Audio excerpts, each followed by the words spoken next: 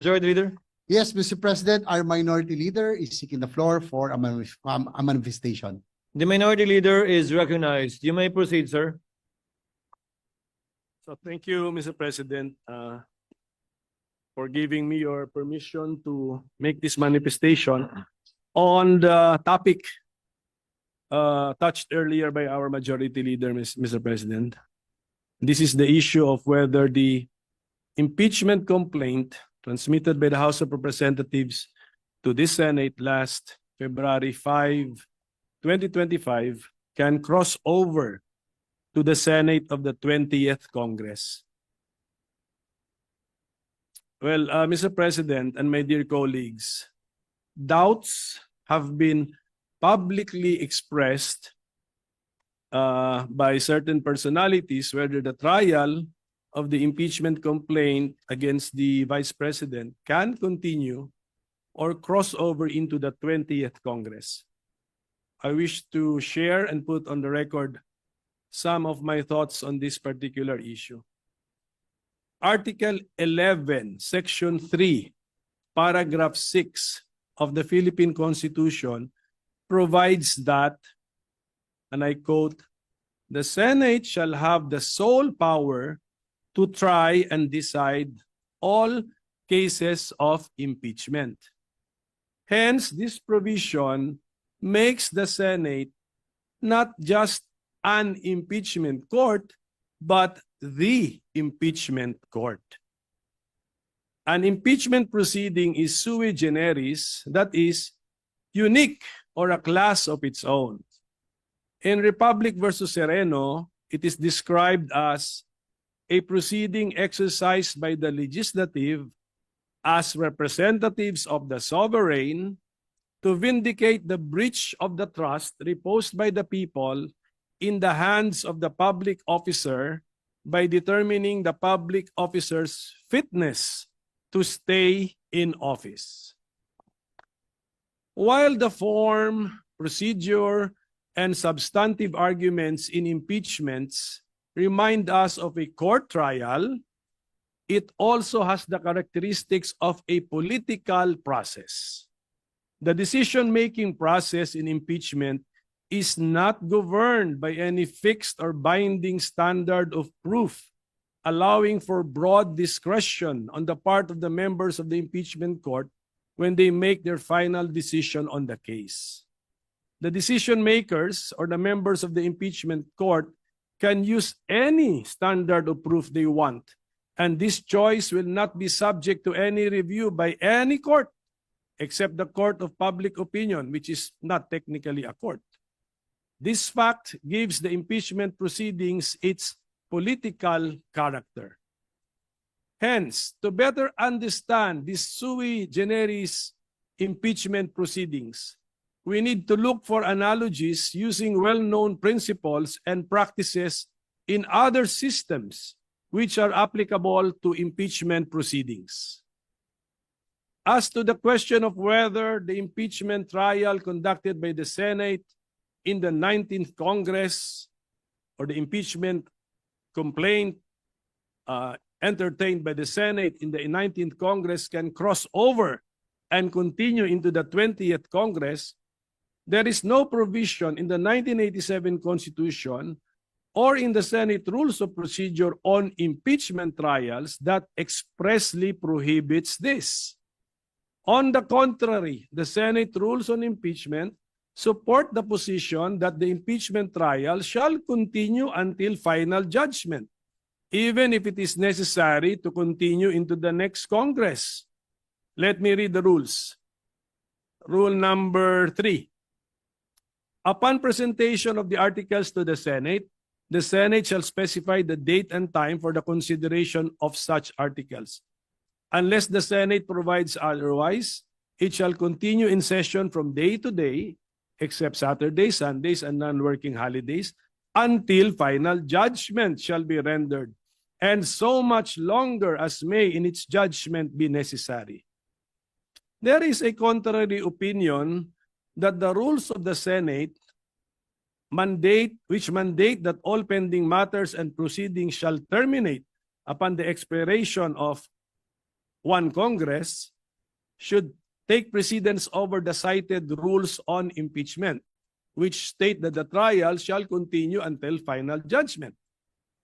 The justification for the precedence given to the rules of the Senate is that the latter were passed by virtue of the power granted by the Constitution to the Senate to promulgate its rules. That is found in Article 6, Section 16, Paragraph 3, which provides each house may determine the rules of its proceedings. However,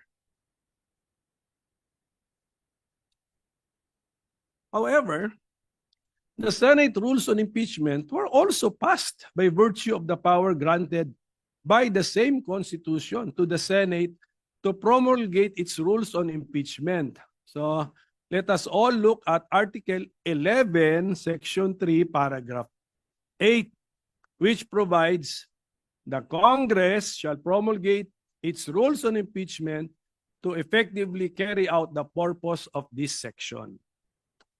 In fact, there should be no conflict between the two rules because the rules of the Senate apply to legislative proceedings of the Senate, while the rules on impeachment apply to cases of impeachment. On this issue, the Supreme Court in the case of Pimentel Jr. versus Joint Committee of Congress ruled that the legislative functions of the 12th Congress may have come to a close upon the final adjournment of its regular sessions on June 11, 2004. But this does not affect its non-legislative functions. Conducting impeachment trials is most definitely not a legislative function. In fact, the section in the Constitution which speaks of impeachment is found in Article 11 under the title Accountability of Public Officers, and not under Article 6, which is titled the Legislative Department.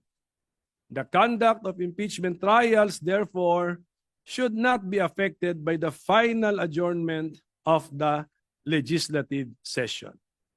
Furthermore, we can use the analogy of the court system. Under the 1987 Constitution, the Senate is the impeachment court. The Senate in impeachment cases is more like a judicial body than a legislative one. Just like a court, the workload, caseload, or docket of the Senate as the impeachment court will not and should not be affected by a change in membership. We can see this principle in action in all our courts and electoral tribunals, where their case dockets do not change and are not reduced or reset to zero whenever there are changes in the court's membership. Likewise, it is well settled that jurisdiction once acquired is not lost but continues until the case is terminated, and hopefully terminated to its logical end.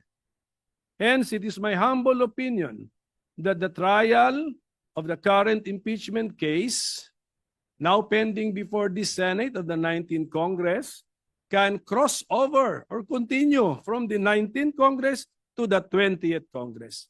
The impeachment docket of the Senate Impeachment Court continues and remains to be the same. So thank you very much, Mr. President, my dear colleagues, for your time and attention. Thank you, Senator Coco Pimentel, our distinguished Minority Floor Leader. Although that was only a manifestation, I am willing to entertain questions. Should there be any questions, Mr. President? Just two quick questions with the permission of this body. With the permission of the Honorable Pimentel, the gentleman may proceed. Mr. President, kanina po narinig ko yung historical antecedents ng binanggit, Your Honor, Senator Pimentel. Would the good gentleman agree that the reason why the position of constitutionalists textualist for that matter on this issue is that the Constitution is silent as to the word carry over, crossover, continue. Meron po ba nakalagay sa Constitution, sa Saligang Batas ng Pilipinas, 1935, 1973, 1987 na carry over? Mr. President, I will respond directly to the question. Wala pong nakasulat doon that it shall carry over, pero binanggit ko sa aking manifestation, wala talaga rin nakasulat doon that it cannot cross over. So in effect, let us say textually, both positions are not even mentioned or entertained in the Constitution. Mr. President, sangayon po kaya ang ating ginagalang na minority leader na kaya dahil walang carry over notion ay dahil malaki po ang pagkakaiba. There's a big difference between the 1987 Constitution and the 1935 Constitution, which was patterned after the United States Constitution. And I would like to have this placed on the records, Mr. President. Sa US Constitution, 100 po ang senador at nag-i-eleksyon po every 2 years ng 33 senators. Ang naiiwan pong senador sa Estados Unidos pag nag-i-eleksyon ay 67. Because 67 plus 33 is 100. 67 is sufficient to comply with the provision of the US Constitution to convict in an impeachment case. Dahil 2/3 po yon ay 66. May sobra pang isa. Sa atin pong saligang batas noong 1935, kung inyo pong susuriin, ang atin pong senador na bumubuo rin ng impeachment court ay 24. Subalit, Mr. President, in the 1935 Constitution, ang eleksyon po natin ay 8, 8, 8. Tuwing mag-i-eleksyon ng senador, ang i-elect na senador kasama sa mga kongresista ay 8 senador lamang. Ang may iwan po ay 16.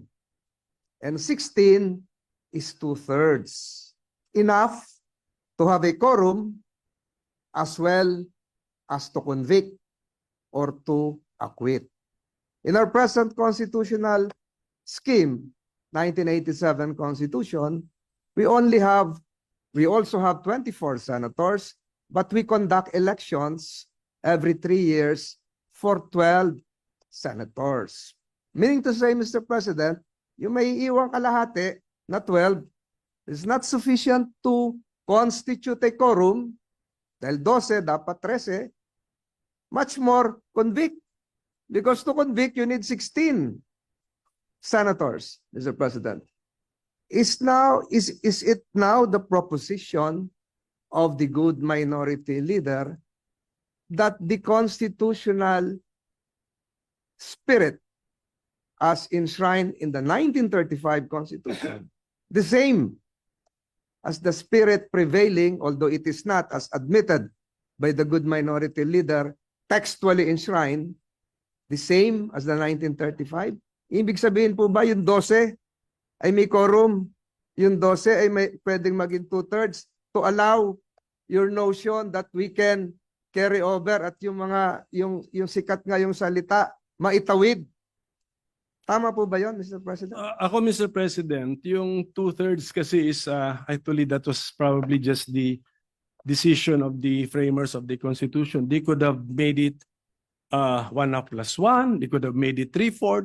So it's maybe by accident that 2/3 is equal to 8 plus 8 is 16 is 2/3 so 24. But I do not think that was really the point, Mr. President. But at any rate, we have to live with the 1987 Constitution. So we look at the 1987 Constitution.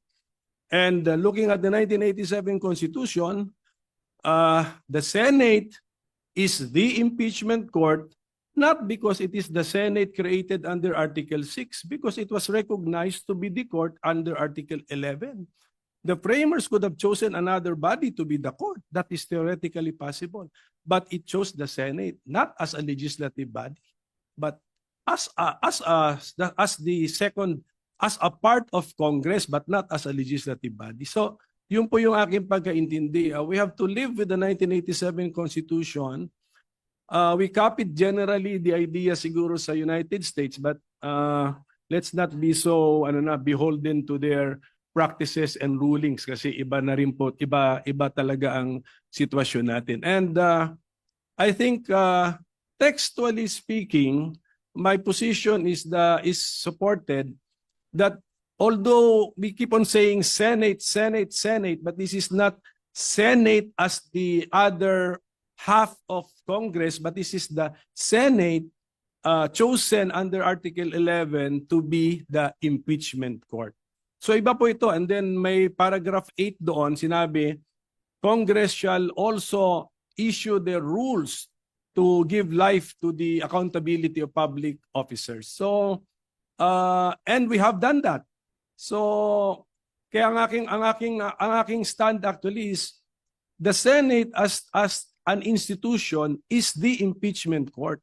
So the member judges can change, but just like as a division of the Supreme Court, division of the Sandigan Bayan and the CA, if they change their members, yung docket nila or caseload nila, tuloy pa rin. They have to decide the cases and bring the cases to their logical conclusion. So that is my simplified position, Mr. President. So one last question, Mr. President, if the good gentleman would accede. Ang ibig sabihin po nito, Mr. President, is that the Senate now, under the 19th Congress, is empowered, is authorized to confer a jurisdiction to another Senate, which would be forthcoming, the Senate of the 20th Congress. So, allowed po ba tayo under the Constitution to transfer pending business, or should it follow likewise, using your logic, the traditional norm of having it refiled and reset starting from zero? Similar to the bills. Yes, yun na nga. So, ang ibig ko sabihin, Mr. President, what would prevent the 19th Congress from passing on the impeachment case, not just to the 20th Congress, but to the 21st Congress? And I implore the good minority leader that all the provisions mentioned a while ago, which are correct, should likewise be read together with the constitutional provision that there should be only one impeachment case filed per year against the same respondent, Mr. President. Alam nyo ba, Mr. President, na yung rule na yung legislative workload natin ay magre-reset pag may bagong kongreso? Alam nyo ba na wala sa Constitution yun? Nasa rules natin yun. Oh. Ang rules natin, promulgated natin because of the power given to us by the Constitution. But the Constitution does not specify that. Actually, we could have written na yung pumasa na ng third reading, itrato natin na third reading na rin. We could do that, but we did not do it. So policy lang po yun na reset natin as far as legislative workload is concerned. Pagdating naman sa impeachment judicial workload of the Senate as an impeachment court, I propose, or I give the interpretation that the caseload remains.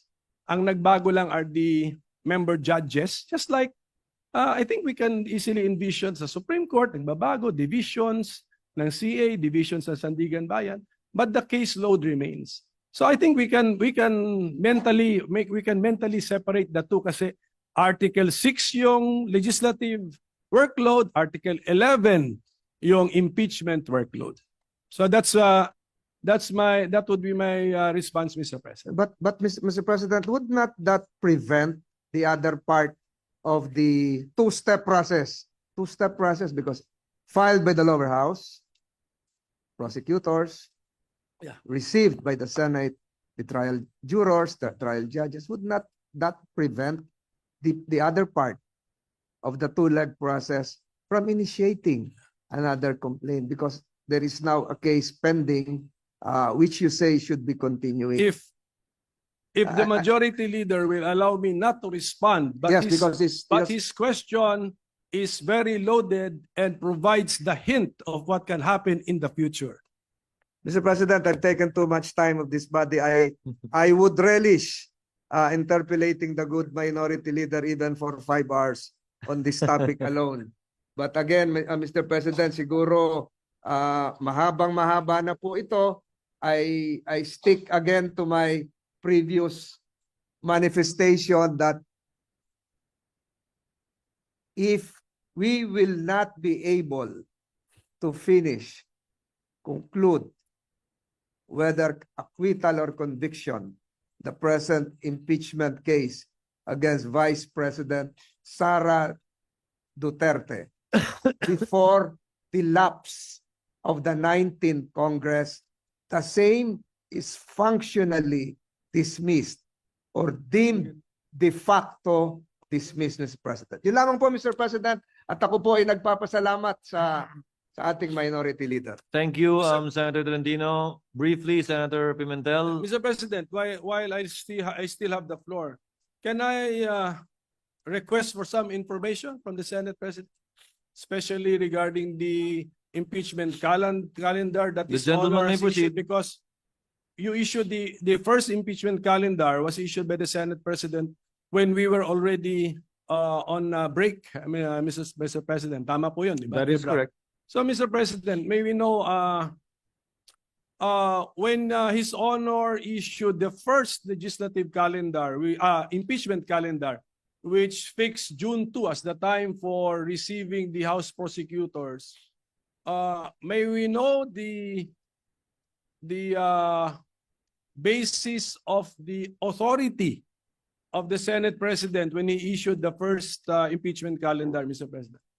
Article 1 of the impeachment rules, which says that the Senate President can set the date for the presentation of the articles of impeachment. Mention was made specifically of the Senate President. And also we were on recess. So the Senate President at that time, Your Honor, issued a suggested calendar of activities. I was very clear when I stated that. Subject to plenary approval when we resume, because you were already on recess at that time. The second notice sent by this representation was made also while we were on recess. And I also stated that it was subject to plenary approval and or reversal, as the case may be, given the load that we need to take up after the LEDAC meeting. So, yes, Mr. President, I noticed that no one from the majority was complaining about the original or initial impeachment calendar issued by the Senate President. So we were all looking forward to the date where there should be some action on the impeachment, which is Yes. June 2. Supposedly, yes. Yes, supposed to be. Kaninang 4 o'clock yung the prosecutors from the House of Representatives should have appeared before us to read the articles of impeachment. But then this was changed. So from June 2, changed by the Senate President also, now June 11. it's June 11 at 4 p.m. So if the authority used to issue the original calendar was based on the fact that we were on break, now that we are not on break, could not have the Senate President waited for 3 p.m. and then we discussed moving the June 2 4 p.m. to June 11 4 p.m.?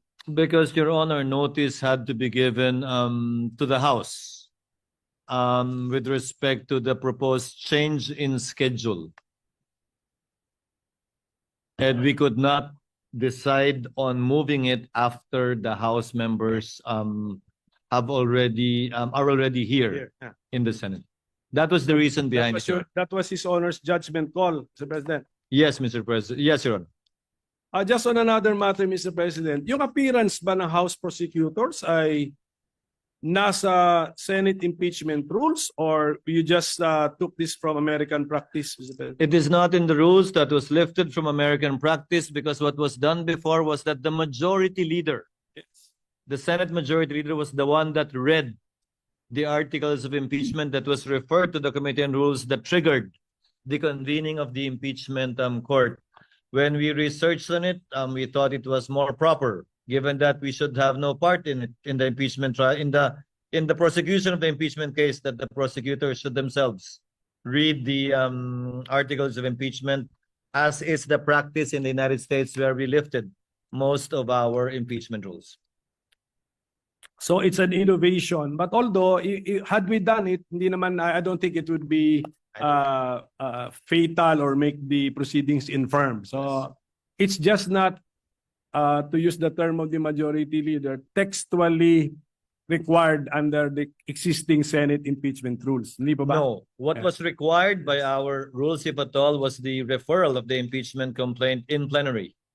Because mere filing with the Secretary General does not often by itself operate as the receipt by the Senate in plenary, given that, as with any communication, it has to be referred in plenary, officially by the Senate as a body. Mr. President, Sige, Mr. President. Mr. President, with the permission, Senator Tolentino is recognized. Minority What is Leader. your pleasure, sir? would the loaded question of the good minority leader, if decoded, would mean that should the presentment be made before the Senate sitting as a plenary, or should the presentment be made before the Senate constituted as an impeachment court? Baka yun po yung tanong nyo. But it was a Senate President to research on American practice. How do they do? How do they plenary. do it in the United In States? plenary, Your Honors, not as an impeachment court, because again, mere receipt by the SecGen does not operationalize or start the process of impeachment. Any communication, and that is a communication from the House, must be referred by plenary to the appropriate committee for proper action. That in turn will now trigger, if at all, the convening of the impeachment court, where the regular processes would now be followed, such as the issuance of summons, etc., etc. May we know the rule, Mr. President, that it I'm should sorry? be? May we know what the specific rule is? That in the rules, or is that by practice or costumbre? Tingnan niyo, ano rule? Under Rule 3, Paragraph 2, upon presentation of the articles to the Senate shall specify the date and time for the consideration of the articles. Yes, but So the But- articles need to be presented to the Senate. yes, but so your Honor is reading our Senate impeachment rules. Yes. Correct. So when we use the Senate in the Senate impeachment rules, we're talking about, we could be talking about the Senate as the impeachment court. Because We it's the have- Senate. And by virtue of the procedure in Articles 1 to 3, we have not yet convened the court, Your Honor. For example, succeeding rules in our impeachment rules, 4 onwards, would pertain to the Senate already as an impeachment court, because that is already the trial proper, beginning with the issuance of summons. Mr. President, the second sentence already contradicts His Honor, because it says, second sentence of that second paragraph of Rule 3, unless the Senate provides otherwise, it shall continue in session from day to day. Session na yan as court. Kasi until final judgment eh. Yun na yun eh. So, when we use Senate in the Senate impeachment rules, we refer to the Senate as the court. Mr. President, According to the Secretariat, Your Honor, the dividing line is when we take our oath as senator judges and convene as such. Because we will be wearing two hats, Your Honor. As senators, performing our legislative and legislative function, and as members of the impeachment court, performing our sui generis function. And these are two distinct, if at all, hats and functions that we would be performing. That's why we have to adjourn session and convene as an impeachment court, and vice versa if we want to revert back as a plenary. Well, Mr. President, ano na lang for so as to Mr. President, our staff can revisit. Ito yung sentence natin, ano? Second paragraph of Rule 3 of the Senate impeachment rules. Upon presentation of the articles to the Senate shall specify the date and time for the consideration of such articles. Unless the Senate provides otherwise, it shall continue in session from day to day until final judgment shall be rendered, and so much longer as may in its judgment be necessary. So, are we using the word Senate in one paragraph in two concepts? One as Senate legislative body and the other as the court? I believe so, Mr. Correct. President, Your Honor. But again, So, since these manifestations, also the manifestation made by our distinguished majority floor leader himself earlier, after these manifestations are made, these matters and these statements will be referred to the Committee on Rules for them to look into it. We have time, Mr. President, Your Honor, to resolve this matter in due course in the next couple of days. Mr. President, Yes. if I can direct this question to the good minority leader. The Senate, even if not acting as an impeachment court, pwede po bang tumanggap ng mga non-members of this chamber to speak or make a presentation, a presentment? Di po ba naaalala natin ng mga nakaraang panahon, pumupunta rito yung President of Vietnam, if I'm not mistaken. Distinguished guests of this chamber are allowed to speak, not just honored. Ganun po ba yung sinasabi nyo? Na baka are the members of the House, though constituted as panel of prosecutors, can they enter the Senate, this chamber, constituted as a plenary or as an impeachment court or both? Pag pinapayagan ng Senado. Baka ganun po siguro ang gustong Okay. malaman ng ating minority Oo. leader. just for the information of the majority leader, yung appearance of the House prosecutors before the Senate kanina sanang 4 o'clock, June 2, appeared in the impeachment calendar prepared by the Senate President. Hindi ako may idea nun. At saka, when we read our Senate impeachment rules, wala din dun yun.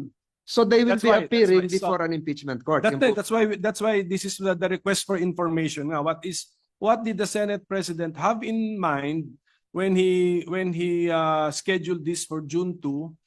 And I think it's clearly, since 4 p.m. siya, it's clearly an appearance before Senate, Yes. the plenary session of the Senate. Again, the Oh, basis yes. is US practice. That is how they do it in the United States, where we lifted portions of our own impeachment rules. That's where it came from. Practice and precedents in the United States. And per our legislative rules, we can waive the rules so that we can allow suspend the non-members rules to allow speak. Di ba dito, recently, nagsalita rin si former UN Secretary Korean, General. South Korean. Huh? The South Yes, Korean. yes, that's UN Secretary General. So That can be so we allowed. can do it. Yes, yes. Again, that can be allowed. Again, plenary action is necessary and the plenary will decide on this matter. So just a few more requests for information, Mr. President. So, Mr. President, His Honor, around 4 days ago, sent notice that the June 2, 4 p.m. appearance of the panel of prosecutors will be moved to June 11, 4 p.m. Yes. So, okay. Now, what is now the calendar that His Honor has in mind. Kasi dati meron kang June 2, 4 p.m. appearance, then June 3 morning, we convene the Senate as an impeachment court. So where is that? Where is this convening now? Where is it now when you move the Sabay- appearance to June 11? Sabay na po because by that time, by June 11, wala na rin po tayong hinahabol na kailangan i-second or i-approve kung meron man ratification na lamang ng mga bicameral conference committee reports. And we will be doing both at the same time. If at all, the reading of the articles of impeachment, the referral to the Committee on Rules, the convening of the impeachment court, if at all again, the oath of the senator judges, if at all again, all that we can do as an impeachment court would be to issue summons Yes, yes. Oh, requiring the respondent to answer within 10 days. but were we sent notices na ganun ang mangyayari? I'm Na- sorry.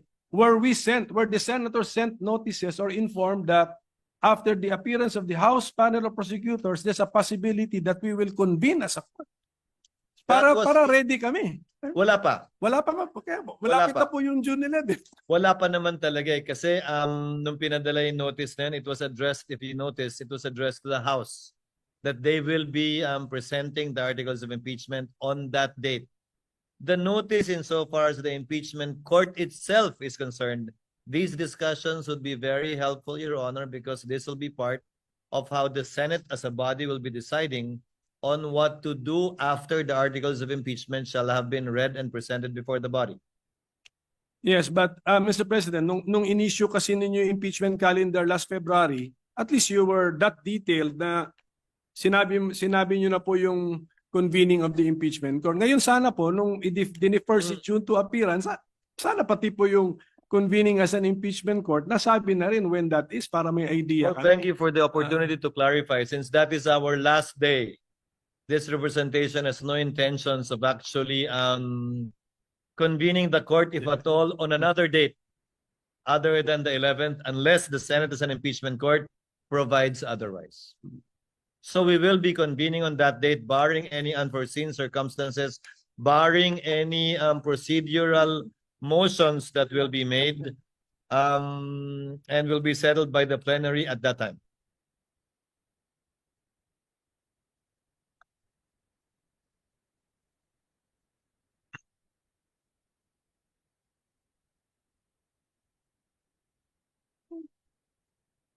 Well, Mr. President, it was just, ito lang for the consumption of our staff and secretariat.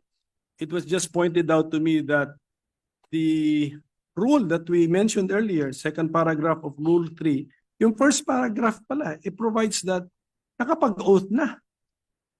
Nakapag-oath na ang member. So if that is now the dividing line, we have crossed the line. So Senate na po ito as a court. So tingnan na lang po muli, Mr. President. Mr. President, Your Honor, the first paragraph refers to consideration of the articles of impeachment. The second paragraph, we were not part of the Senate that wrote these rules. The first paragraph, it mentions the word consideration. The second paragraph mentions the word presentation. In terms of time, presentation should come first before consideration, although as it appears in our rules, consideration was mentioned first in the first paragraph and before presentation in the second paragraph. But in terms of order, Your Honor, presentation should logically come first before Okay. consideration of the articles of impeachment. And then Where there is nothing to consider unless presented. and then in the next breath, it talks about the trial na. Yes, again, we had no part in writing these rules. Okay, I so would not be yes, one to critique it as well because during those times, perhaps this was apt and sufficient. So Mr. President, maybe now kasi ang media nagtatatanong sa akin, pinapa-speculate pa ako na Apa. just for the record, what is now the reason that His Honor has taken the initiative to reset the June 2, 2025 4 p.m. appearance of the panel of prosecutors before the Senate plenary to June 11 4 p.m. What's It was in the main letter reason, Mr. addressed to President? Speaker Martin, copy furnished to all of the senators as well as Vice President Sara Duterte. Given the meeting we had at LEDAC with His Honor's presence, several bills needed to be approved and taken up before we finally finish and wind up the 19th Congress. Meaning to say some bills need to be approved on second reading within the week today so that we can do third reading next week. Some bills have to be approved on third reading today and within this week so that bicameral conference committees can finalize and iron out the disagreeing provisions between the Senate and House versions so that we would still have time next week to either ratify these bicameral conference committee reports or still do third reading in compliance with the constitutional requirement of 3 readings on 3 separate days, at least 3 days after it's approved on second reading.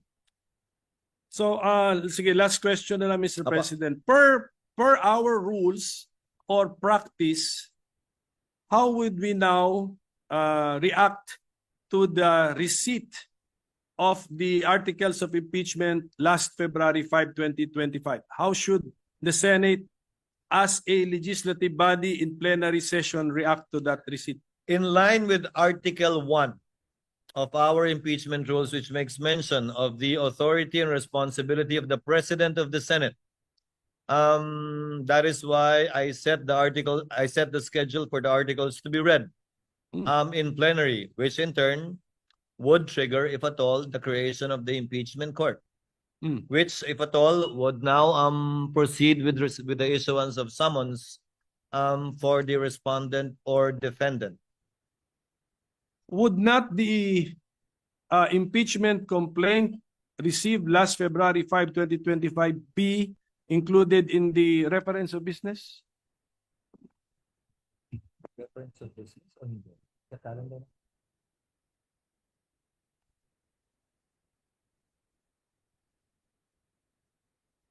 Ano ito? Ito ba ay person?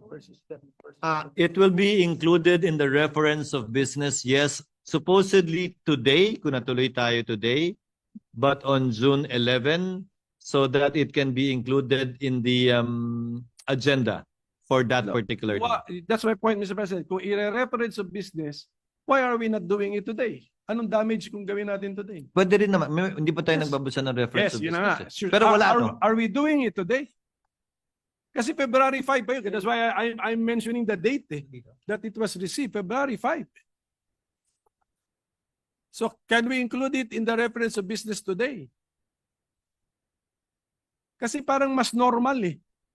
Mas normal yun eh. Kung We will look into it, Your Honor. I tend to agree with this Honor's position. It's We just will not- take it up with the Secretary. It's just normal, Mr. Yes, President. yes, yes. Received last February 5, we're reporting out today. Okay?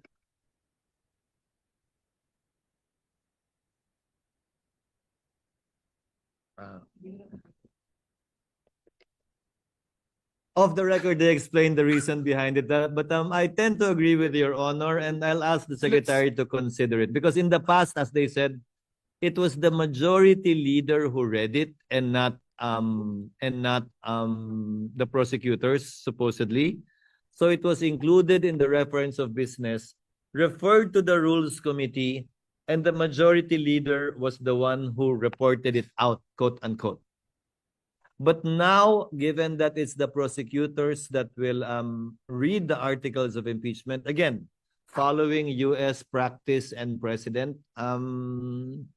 the Secretary thought it best that it'll be included in the agenda on that day because there is no referral to the Committee on Rules. But again, we will look into it and we will take the suggestion of the gentleman in light of the points he raised in connection with that. Because I believe there should have been also a letter accompanying the impeachment complaint. There must have been a cover letter from the House. So, parang ganon. So we can... Only by the section, not by the Speaker nor any member of the House. Yes. But is a letter from the SecGen also a communication from the House? It was a covering letter only. Yeah. So I think this is just an opinion. I tend to agree, Your Honor. It's more natural that we report out if something happened last February 5, late evening of late in the session on February 5. Something happened, we report it out in the So it's more natural if we report it out immediately, Mr. President. So I tend to agree, that's Your all, Honor. that's Again, my point, Mr. I President. will take it up with the committee secretary. So with that, Mr. President, I thank you for answering my questions. Thank you, Your Honor. I just wanted to request some information. Thank you, Mr. Thank you, Honor. What is the pleasure of the Honorable Antiveros? Salamat, Tabi, Mr. President. Gusto kong magdagdag ng point dun sa binanggit pareho ng majority leader, ng minority leader, at pati ng Senate President, yung references sa US practice and precedent.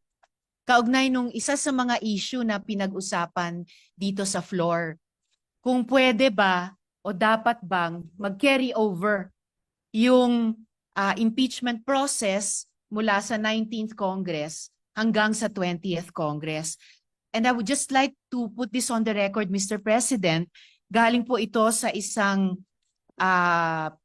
piyesa authored ni UP Professor Paulo Tamase, nag-appear po sa June 2025 issue ng Philippine Law Journal. Sabi po dito, Emerging Issues in Impeachment, page 19 dun sa journal, allowing impeachment to cross over Congresses is consistent with American practice.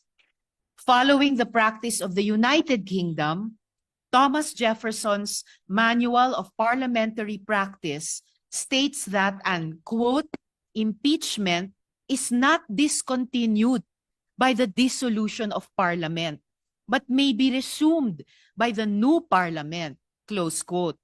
The US Congress na binanggit ng majority leader, ng minority leader at ng Senate President, the US Congress has observed this for over 200 years, from the 1803 impeachment of Judge John Pickering to that of Judge Porteus in 2009. In Congress, impeachment proceedings are not discontinued by a recess. The following impeachment proceedings extended from one Congress to the next. 5 pong halimbawa, Mr. President, sa article na ito. Babangkitin ko lang yung pang-apat kasi yun pamilyar sa ating mga Pilipino. 4.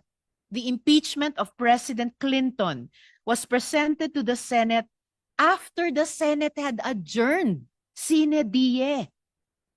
After, Mr. President, the Senate had adjourned sine die for the 105th Congress, and the Senate conducted the trial in the 106th Congress, Mr. President.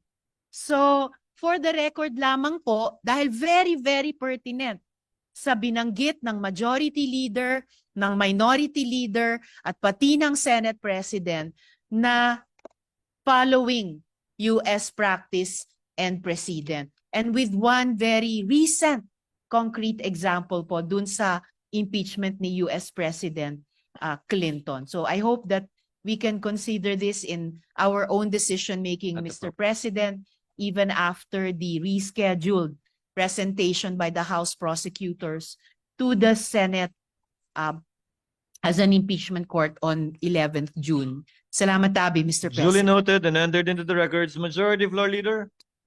Just to reiterate again, yung nabanggit ko po kanina nga, magkaiba yung sa Philippine Senate at US Senate kasi ang naiiwan sa US Senate tuwing mag-ieleksyon ay 67 senators, enough to constitute a quorum out of 100 senators and enough to convict or acquit. Sa atin po, 12 lang, not enough to have a quorum of 13, more so a number of 16 to convict or acquit. But be that as it may, Mr. President, we have all the discussions done, and I think this would really be part not just of the discussions that whatever case would be elevated to the Supreme Court would eventually be decided in the near term. Mr. President, I seek a minute suspension, Mr. President. Session is suspended.